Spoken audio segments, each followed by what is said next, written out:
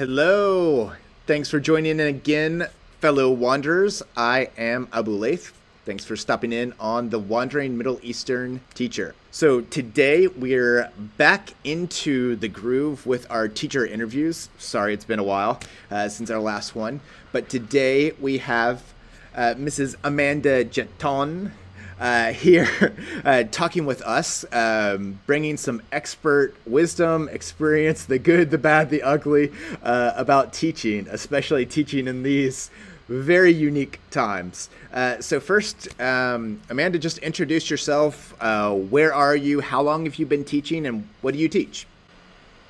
All right, I'm Amanda Jetton, and I am here in the great state of Texas. I also wanted to put a disclaimer out that today is Dress Wacky Day for Read Across America Week, so I have my hair half up, half down, and I am not matching, so please ignore that. But yes, so I am a teacher here in Texas. This is my 12th official year of teaching.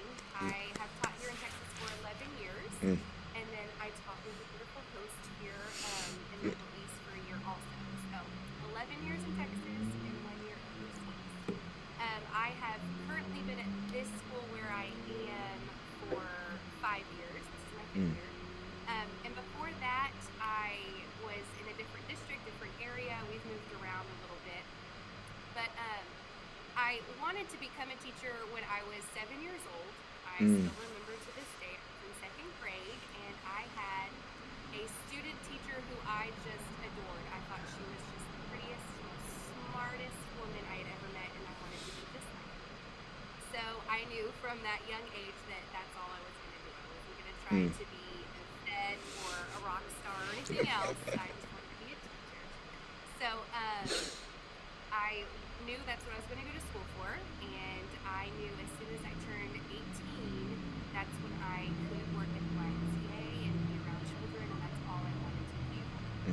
Even as a high school student, I volunteered at my church and just wanted to be around kids and work in the nursery or in the young preschool programs, things like that. I've always wanted to be around kids.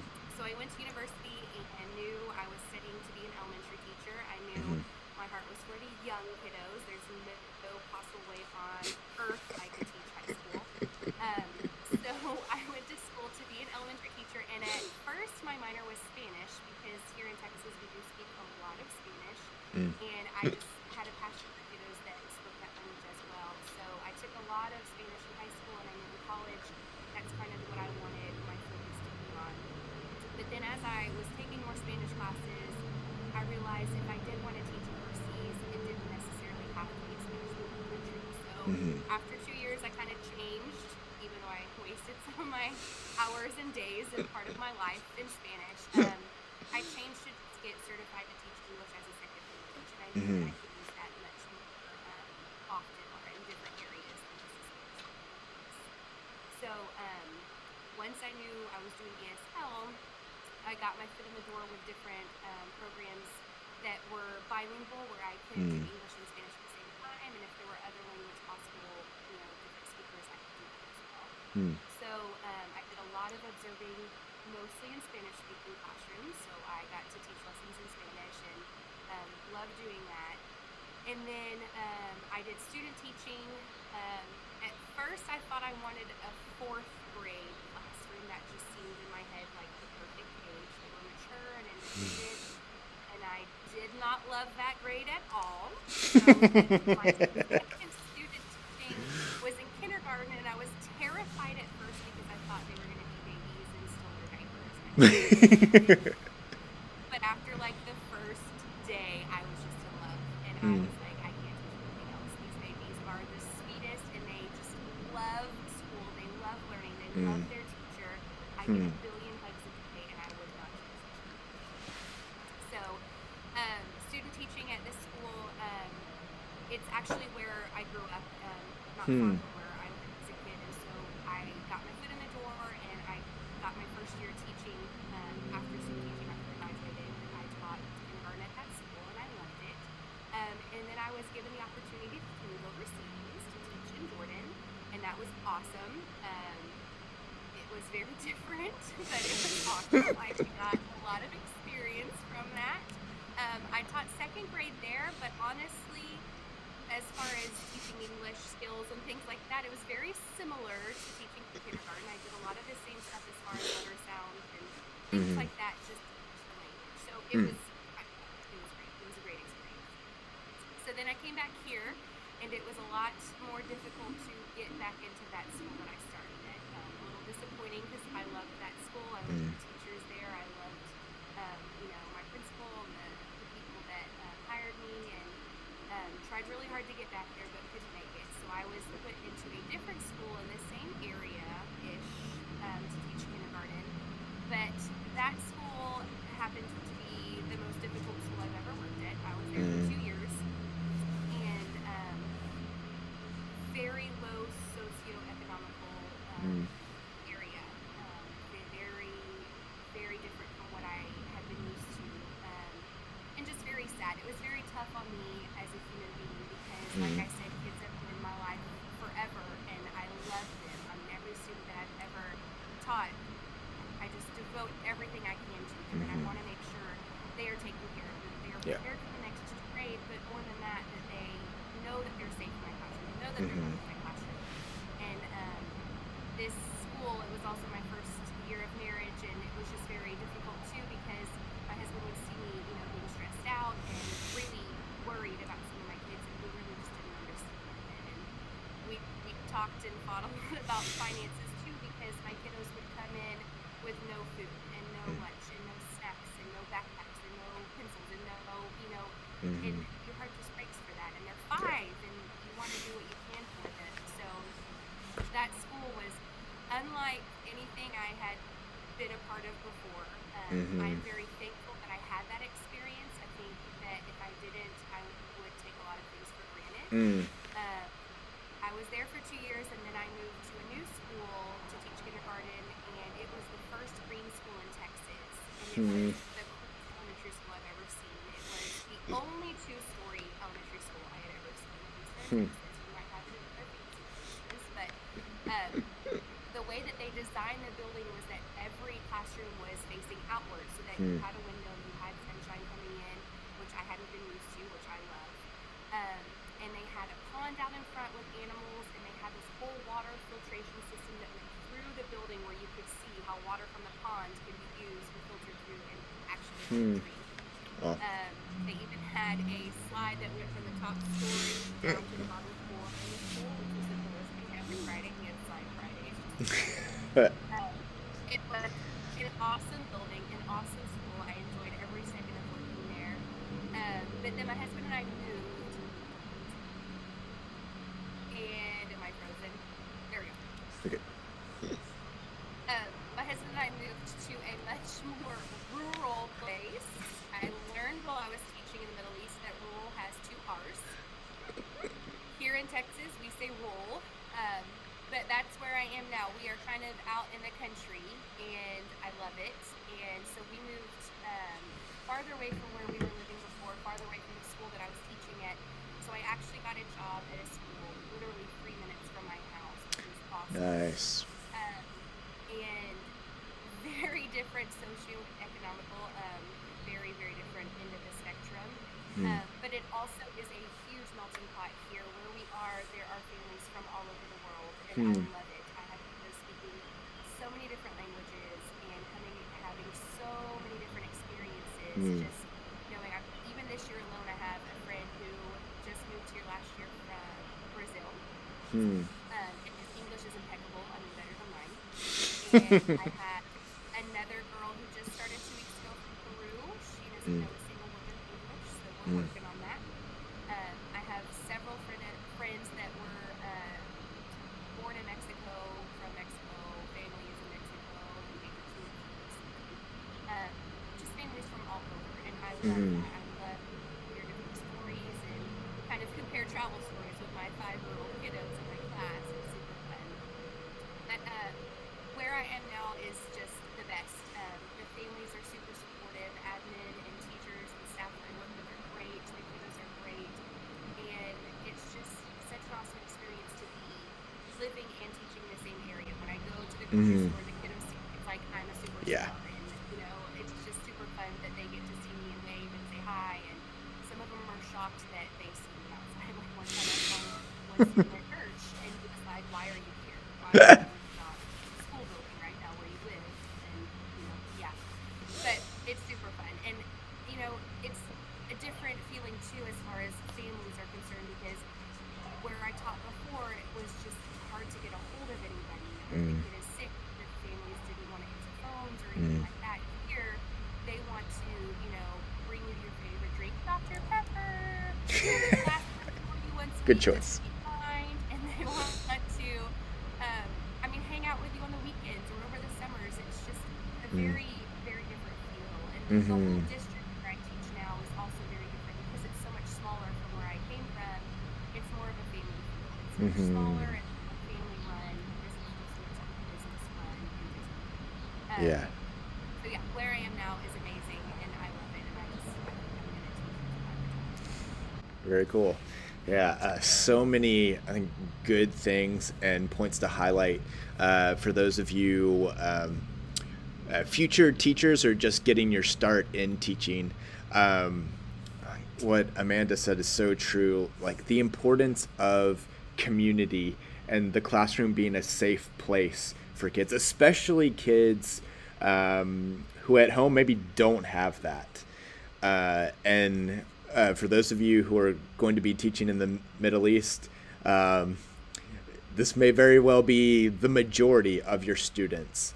So thinking through those details of what can I do as the teacher to make that a welcoming, a safe place. But I think Amanda's right on point, talking about like there's a cost to that. Like there's stress that the teacher takes on, feeling so bad about the things that there's not really a lot you can do once those kids leave your classroom, but doing as much as you can to in the classroom to help. Yeah, very cool. Thanks for sharing those experiences, and getting down to a little more specifics. So right now, how many kids do you have in your classroom? That's kind of a touchy subject. Yeah. I got my 24th kid in my classroom. Texas ratio actually only says 22 in it for the classroom. And we're in the middle of a pandemic, so we're supposed Yeah. to be socially distancing and things like that. But just the area that we're in, families are constantly moving in and having control over that. Yep. So it's kind of a hot mess in my room right now. If you look, you would see desks just everywhere. So because of the current state with COVID and things like that, we have 2 kids per desk, and there's like a plastic partition in between them. Oh, wow. So there's safety precautions, but there's a cost with being safe to now there's no space in my room. So Yeah. in the past, we've had tables where kids can sit 6 at a table, and that's fine. Now we can't do that. So Yeah. it's very, very different. So we have 24 kids in my class. The year started at 17, which Wow. Wow. but yeah, just influx of people moving. When you teach at a school that has apartment complexes and houses, and there's a whole mobile community as well that feeds into my school, it's just kind of like a revolving door. So we have 2 apartment complexes that feed in now, and they're building 1 more right now. So now we're terrified next year. The numbers are going to look like this. We just don't know. But yeah, I started off here at 17, and it was glorious, and now it's just been this slow trickle of children adding every week, it seems like. But it's working. It is what it is, and they know they've got a chair. They know they've got a place to sit in my room. Yeah. How have you adjusted in just the way that you teach, maybe the strategies that you use during this time of COVID? Okay, so every year I do something called a Monday morning meeting. So we talk about what we do over the weekend, and it's just kind of a way to start off the week. And I love it because 5-year-olds get so off topic. 2 years ago, and I'm like, you didn't go to Disney World yesterday. But this year, I feel like the morning meetings are so much more meaningful, just because so much of giant snowstorm. Yeah. And it was terrifying for some 5-year-olds that have never experienced that before. Yeah. Everywhere in our area, power was gone for at least 2 days. Some people lost water. I had one student only out of my 24, so that's amazing. But one student had pipes burst and had to have,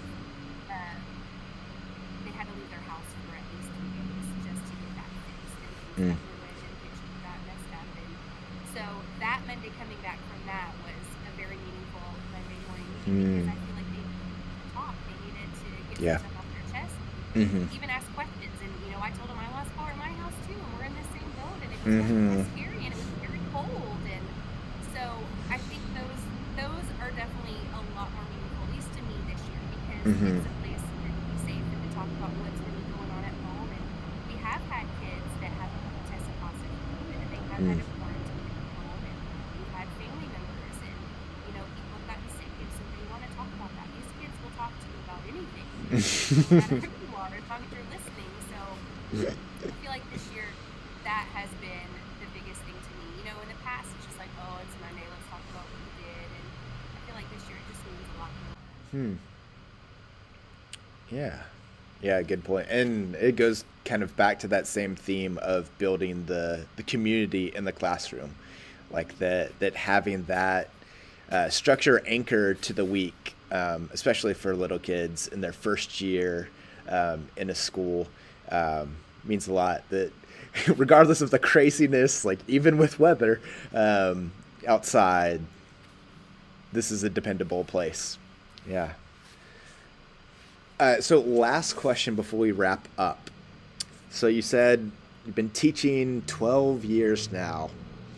So what do you think is the biggest lesson you've learned, or how do you teach differently now than you did in your first year of teaching? Yeah. First year I was just like a deer in the headlights. I was terrified. I wanted to be perfect in everything I did. I didn't want to mess up. I didn't want to let anybody down. And I thought, you know, this is it. I'm a professional now. I've got to do everything. And then you just realize at a certain point that no one is perfect and no one is doing the right thing. Everyone's just kind of winging it, and you just kind of go with the flow. So True. I feel like I have let myself relax a little bit over the years to where I'm not a perfectionist whatsoever. I am the opposite of OCD. You know, if I hang something on my wall that's a little, you know, helter-skelter, I have some other teacher friends that are like, I can't even look at your wall. I don't care. I'm there for the kiddos, and the kiddos are 5, and they are not going to look at a picture of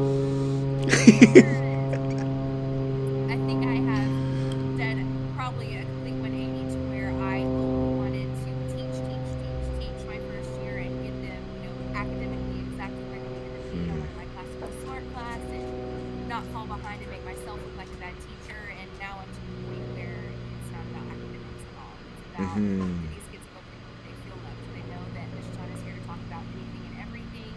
And then we'll get to academics. We'll get to reading. We'll get to writing and all that stuff. But I think my priorities have changed over the years because, you know, I've been in all these different situations and I've seen where the kids have been. And I would rather be remembered as their kindergarten teacher who loved them and was sweet and gentle and cared for them than that kindergarten teacher who talked about them.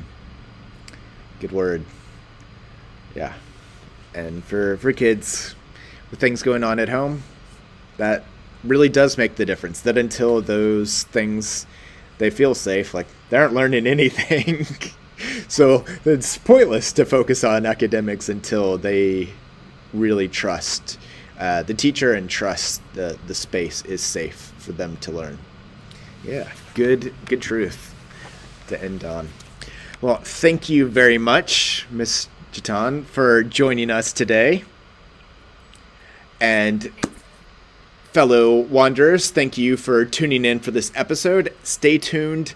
Beginning of next week, we will be rolling out our tour guide of Italy. Someday, COVID will be over and we'll be able to travel the world again. So stay tuned for that and more teacher interviews coming to you in the future. Have a good weekend. Bye.